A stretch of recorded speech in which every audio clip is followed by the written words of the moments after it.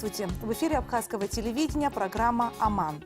Сегодня в комнате допроса у нас врач-нейрохирург Республиканской больницы Кристина Беня. Вот что написано в ее досье.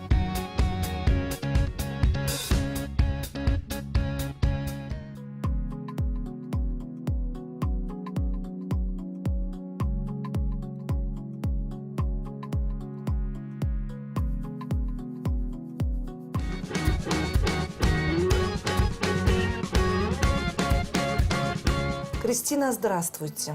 Здравствуйте. Врачи – это люди, которым мы доверяем свою жизнь. Это самое ценное. Поэтому о их профессионализме мы должны знать все. Вы согласны? Да, совершенно согласна. Вы готовы говорить правду и только правду? Да. Готова. Вопросы могут быть сложные, неуместные, неожиданные. Я постараюсь ответить честно на ваши вопросы. Я вам задам 10 вопросов. Если детектор выдаст много положительных ответов, вы можете пройти в нашу большую студию «Аман», где вас ждут молодые люди. Хорошо, давайте. Начинаем? Начинаем. Включаем детектор и начинаем. Первый вопрос. Нарушали клятву Гиппократа? Наверное, нет все-таки. Я стараюсь всегда... Да или нет? Нет. Вы стали врачом, потому что это хорошо оплачиваемо? Нет. Вы готовы к тому, что из-за вашей ошибки умрет человек?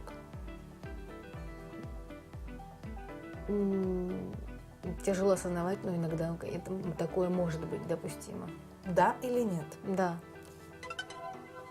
Вы умеете признавать свои ошибки? Да. Вы когда-либо давали деньги за оценку в зачетке? Нет. Вам предлагали взятку? Да. Либо деньги? Да. Вы плакали от сострадания к пациенту? Да. Вы готовы убрать наполненное судно за своим пациентом? Конечно, да. Если вам предложат работать в немецкой клинике и жить там же, вы уедете из страны? Нет. Вы считаете себя хорошим человеком? Да. Мои вопросы закончились. Что там получилось? Детектор дает большинство положительных ответов, поэтому я приглашаю вас в нашу студию «Аман». Спасибо.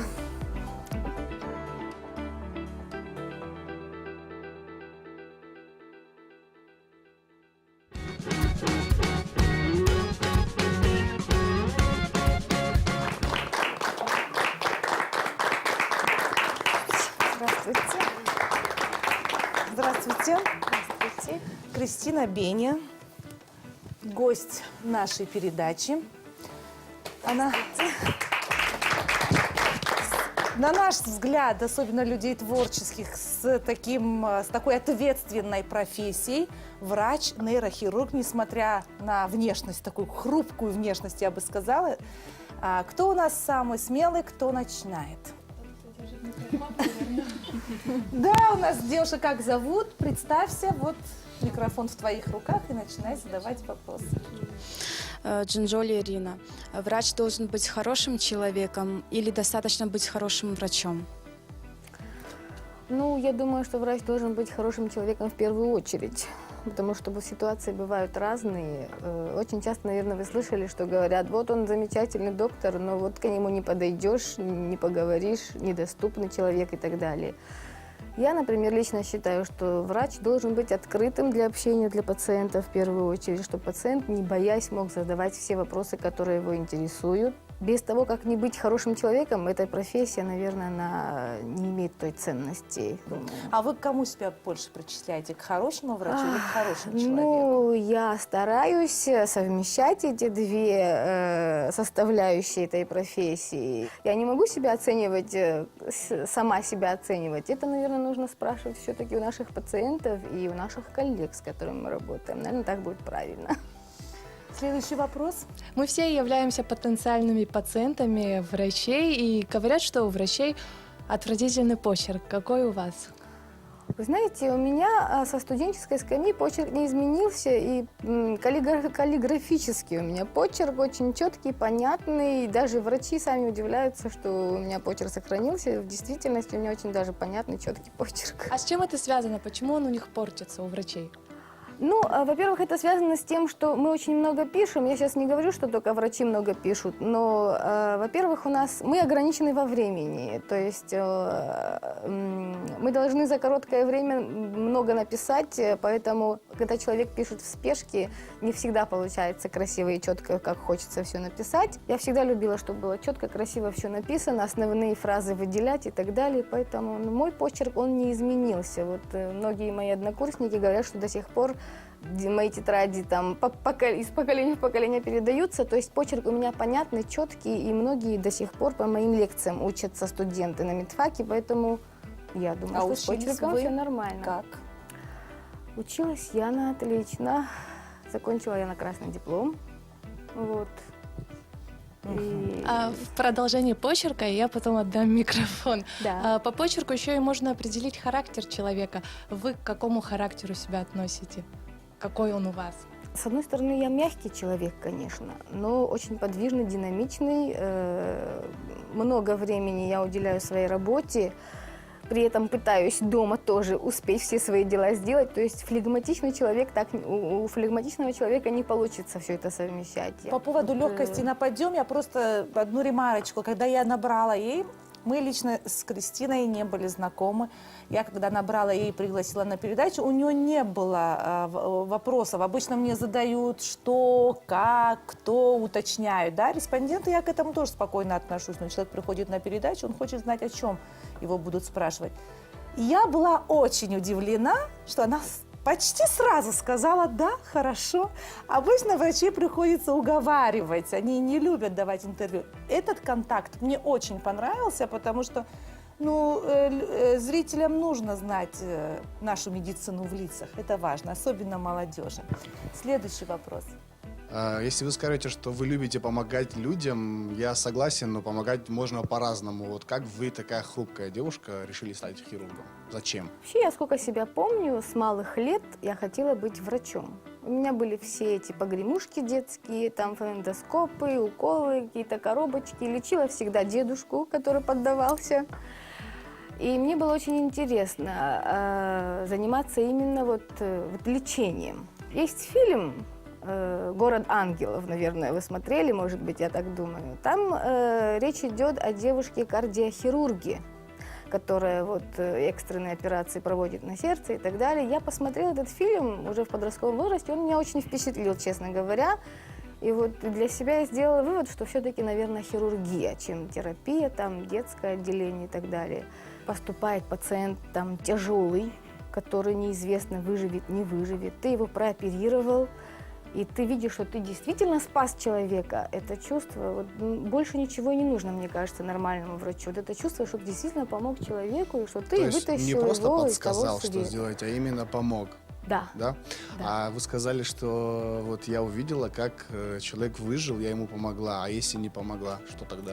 К сожалению, есть и такие ситуации, но каждый врач вообще всегда, естественно, настроен на то, чтобы его пациент поправился, естественно. Но когда происходит обратное, к сожалению, мы не боги, как говорится, и даже после того, как ты сделал все, что возможно было, скажем, для пациента, и он погибает, это очень больно на самом деле на сердце.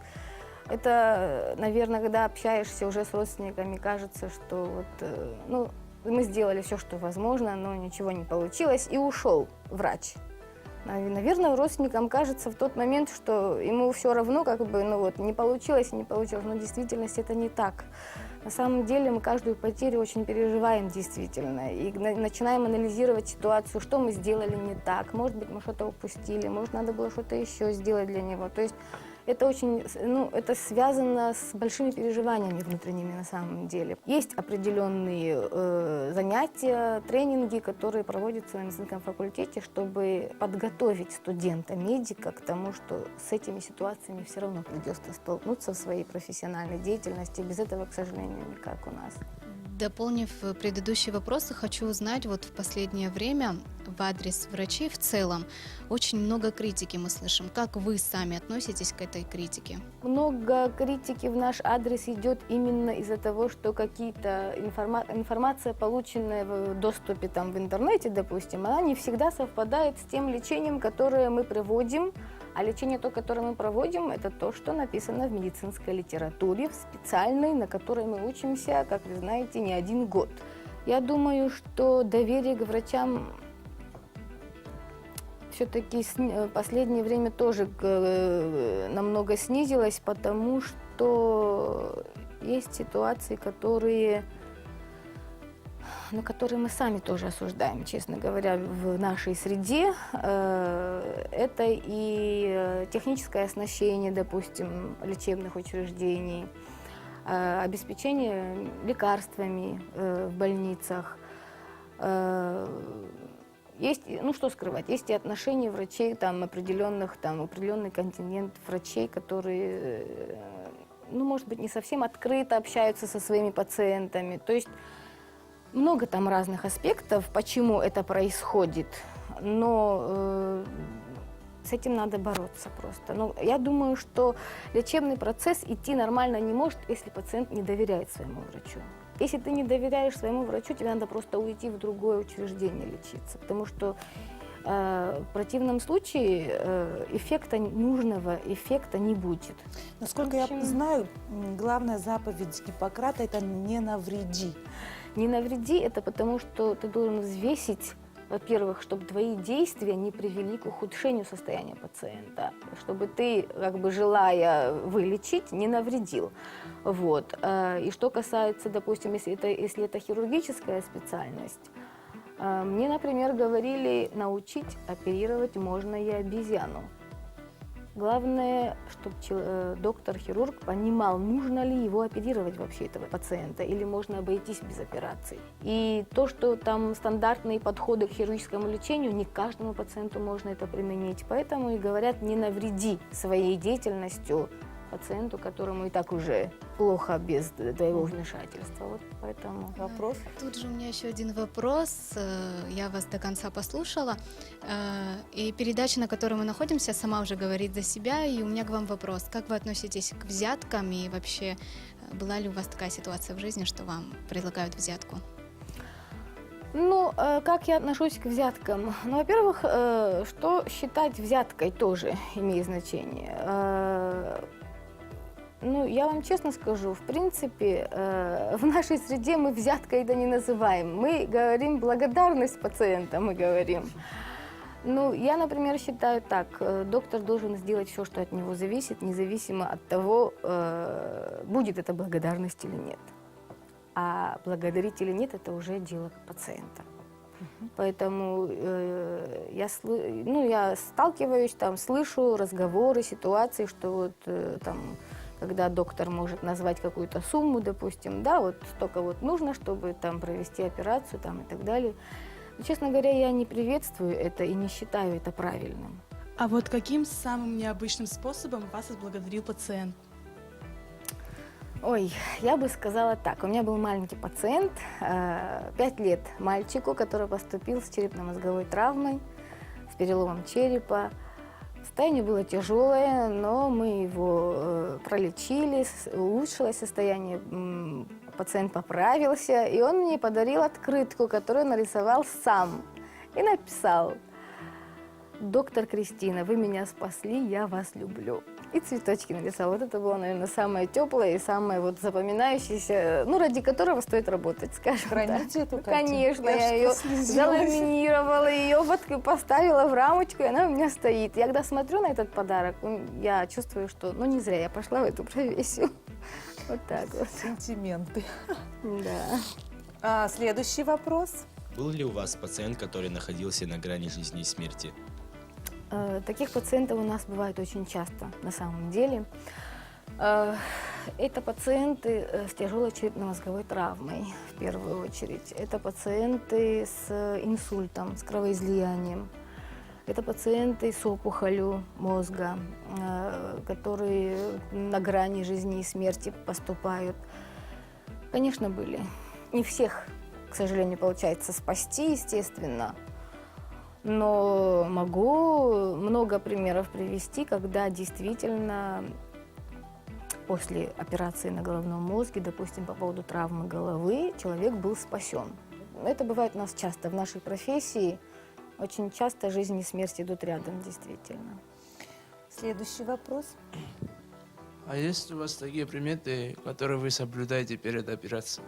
Я так не могу сказать, конечно. У нас есть общая примета, вот, допустим, дежурному врачу, когда мы уходим, допустим, мы не желаем хорошего дежурства. Вот, то есть это как бы принято внутри, ну, как бы между собой, что вот если ты пожелаешь спокойного дежурства, там обязательно будет что-нибудь там неординарное, там тяжелое дежурство выдастся и так далее. Поэтому мы так по-английски, не прощаясь, уходим обычно, оставляя дежурного врача в тишине по возможности. А так вот, чтобы именно перед операцией какие-то приметы, ну, я бы так не могу сказать. Но единственное, когда я, например, иду на операцию, я всегда про себя думаю, действительно, не навреди, главное. Это я могу точно сказать.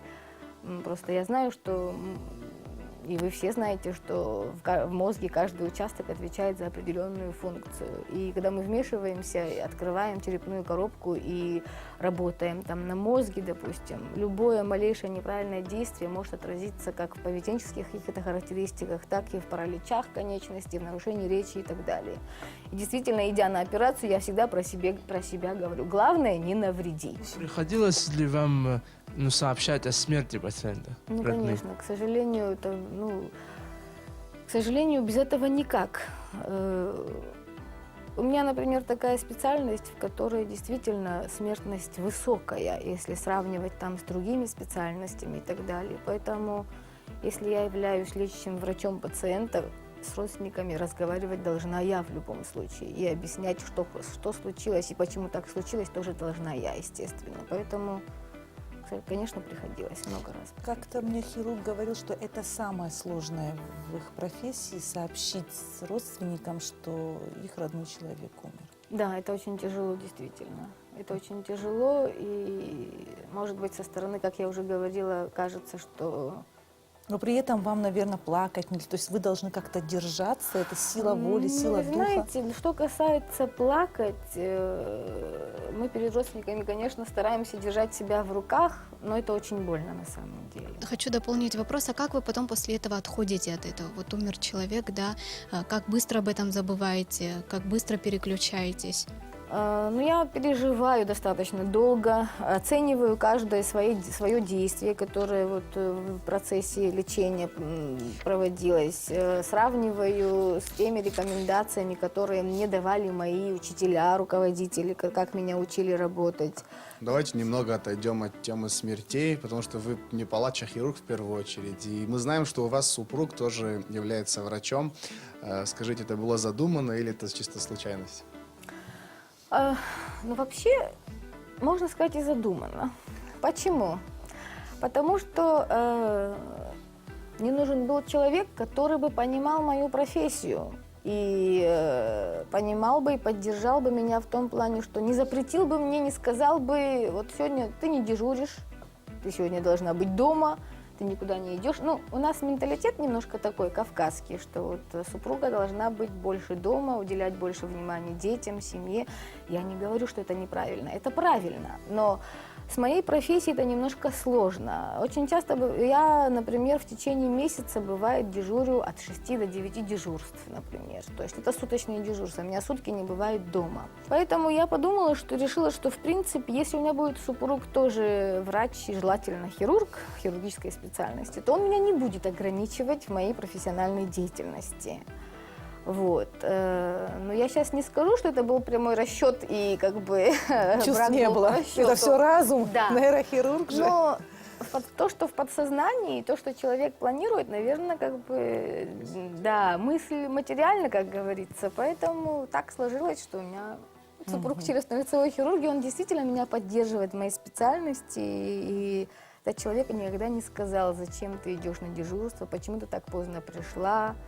Очень часто бывает, что я задерживаюсь на экстренной операции, прихожу в 12 часов ночи, допустим.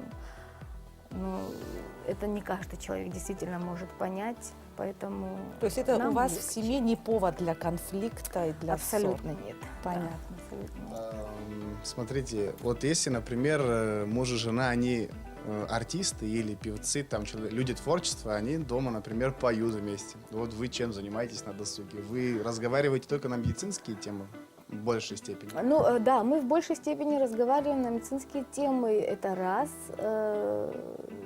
Мы очень любим проводить время с нашими детьми, пойти в кино, Они еще не погулять. учатся на хирургов? Моя дочка хочет стать нейрохирургом. И вы это одобряете? Но вы знаете, я заставлять никого не буду. Давайте проведем такой социальный опрос небольшой. Нас тут 10 человек. Кто из вас хотел в детстве, мечтал стать врачом и не получилось? Или хотя бы чьи родители настаивали, чтобы вы стали врачом? То есть вот вопрос Нас на так мало? засыпку. Пусть Двое. И стали Да, журналистами. стали журналистами. Так вот, Кристина, вы сказали, что у вас были такие ситуации очень тяжелые, да? И хотя бы на долю секунды вы сомневались в своей профессии, не жалели, что вы стали врачом? Никогда не было Хотя бы такого. на маленькую долечку. Никогда не было такого. Более того, я себя не вижу даже в другой, не то что в другой профессии, я не вижу себя в другой специальности внутри этой профессии. То есть Вот мы, например, я журналист, в течение дня у меня максимум я могу сделать 3 репортажа. Сколько вы операций можете в течение дня провести?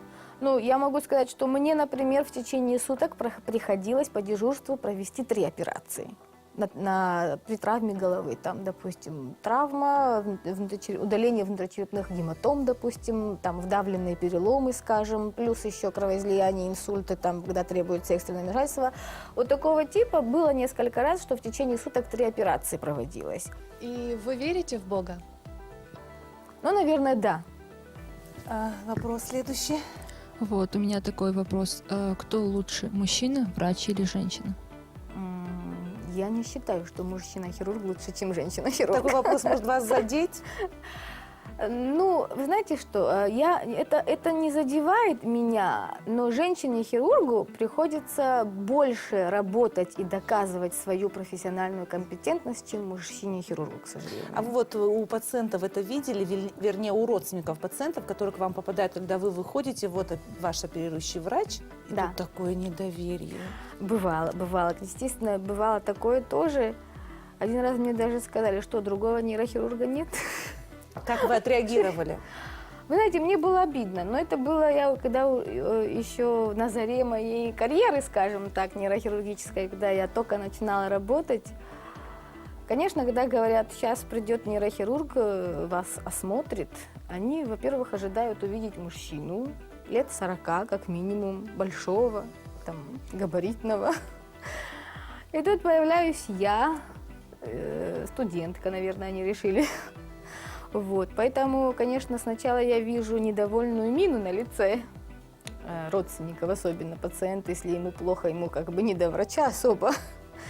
Вот. Но потом, когда я уже начинаю смотреть, обследовать, давать рекомендации, госпитализировать, лечить и так далее, потом эти проблемы проходят сами по себе, и как бы потом не возникает этих вопросов таких вот. У вас были такие пациенты, которые вам не нравились как люди? Пациенты нет, потому что пациенты – это человек, который пришел к тебе за помощью, со своей болью, допустим, да, со своей проблемой, и он приходит к тебе, чтобы ты ему помог. Какой бы там он ни был, в принципе, какой-то вот неприязни, неприятие там, такого, но к пациенту у меня никогда не было такого. Другое дело с родственниками бывают, ну не то, что часто, но бывают иногда ситуации, когда родственники, ну, немножко конфликтные бывают ситуации, допустим, что-то им не нравится, что-то не так там, не так поговорили. Ну, бывают такие ситуации, конечно. И как вы думаете, что делать поднять имидж врачей Абхазии? Спасибо за вопрос. Чтобы вот поднять имидж врача, ну, я, во-первых, считаю, что надо наши больницы оснащать необходимым оборудованием, чтобы у дежурного врача была возможность провести все необходимые обследования для экстренного больного в первую очередь. Во-вторых, в больнице должны быть все необходимые препараты для экстренной помощи хотя бы. Кстати, медицина бесплатной не бывает. Либо за нее платит пациент, либо за нее платит государство. Почему врачи не оперируют своих близких? Мгм. Да, кстати, есть такая примета, что своих родственников оперировать нельзя. Почему? Потому что у хирурга должна быть, скажем так, холодная голова, расчет во время операции, чтобы не было каких-то эмоциональных, сентиментальных отношений к пациенту, чтобы он мог выполнить свою работу в хирургической части как положено, да? А если ты оперируешь своего близкого человека, наверное, больше переживаешь, может быть, какие-то моменты неадекватно оцениваешь, может быть. Вот какие дела вы по хозяйству не делаете, чтобы пощадить свои пальцы? Руки хирурга. Ну, вы знаете что, вообще, конечно, я не знаю, как в Европе с этим делом обстоит, но мы все, что по дому нужно делать, хочешь не хочешь, приходится делать. Стараемся, чтобы не поранить руки. То есть, как бы не уколоться лишний раз, не порезаться лишний раз. Это чисто профессиональная часть, потому что на поврежденные руки может инфекция может быть, да, попасть, допустим. Мы несколько раз сказали о различиях половых и гендерных вот вообще в принципе. И понятно, что девушки и мужчины отличаются и внешне, и по характеру. А там на мозговом уровне есть какая-нибудь разница? Там нету такого, что у девушек там бабочки или что-то такое? Нет, только массы отличаются. На 150 грамм больше масса мозга мужчины, чем у женщины. Но я думаю, что это на профессиональных способностях не отражается. Да? А вот то, что вот, например, женщина сентиментальная, а мужчины более сдержанные. Ну, говорят же часто на самом деле, ой, это у них от природы, это мужская природа. Это идет от мозга? Ну, это, ну, то есть вот эти 150 грамм дают им преимущество? Эти 150 грамм, они просто есть и все. Да.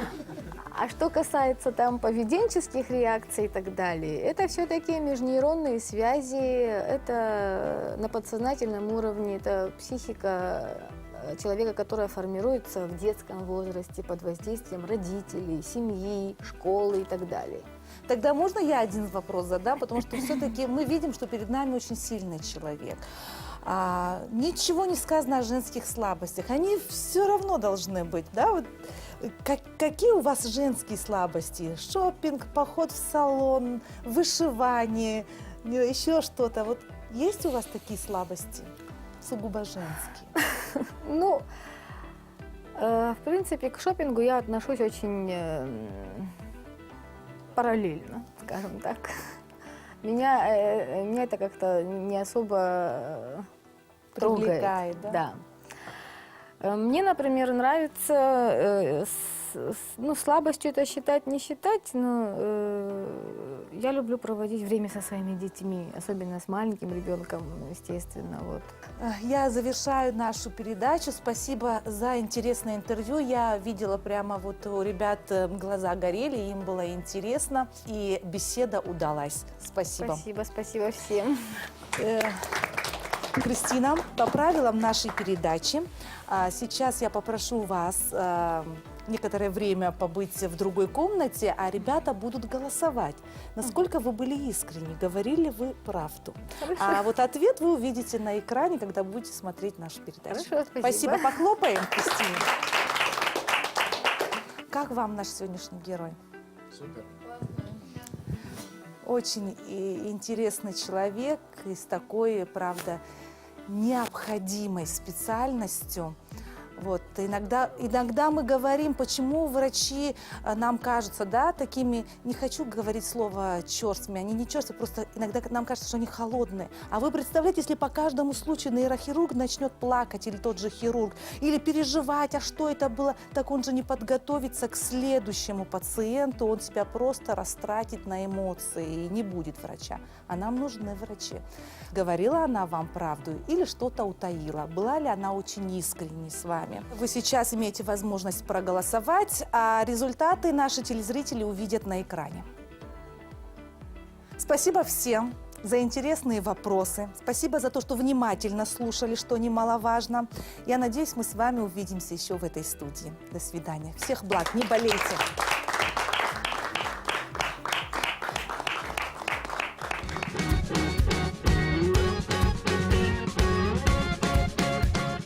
Кристина, был вопрос, который вы ожидали услышать, но ребята не задали? Честно говоря, нет. В принципе, очень интересные вопросы были. Я не ожидала, что столько вопросов будет вообще. А какой вопрос вы можете выделить прямо за живое, который задел? Ну, это вопрос о том, как выйти и сообщить родственникам пациента о том, что пациент погиб. Это очень больно, действительно, на самом деле, и очень тяжело это сделать, несмотря на то, что мы с таким, ну, пытаемся это сообщить там с серьезным лицом там, и так далее, без особых эмоций на лице, скажем так. Но это очень больно, действительно. Это часть тяжело. вашей профессии. К этому когда-то можно привыкнуть? Я думаю, что нет. Каждый раз это как первый раз на самом деле, потому что, ну, больно. Это больно жизнь говорить. человека. Да, больно говорить, что ничего не получилось. Немного отойдем от грустного. Вот видите, у нас расписываются все наши герои, которые бывают в нашей студии. Теперь ваша очередь. Я передаю вам фломастер.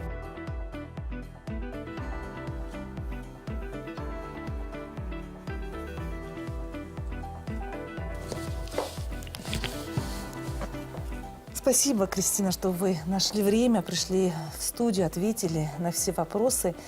А насколько вам поверили, вы увидите результат, когда будете смотреть нашу передачу. Удачи вам и здоровья вашей семье. Спасибо большое.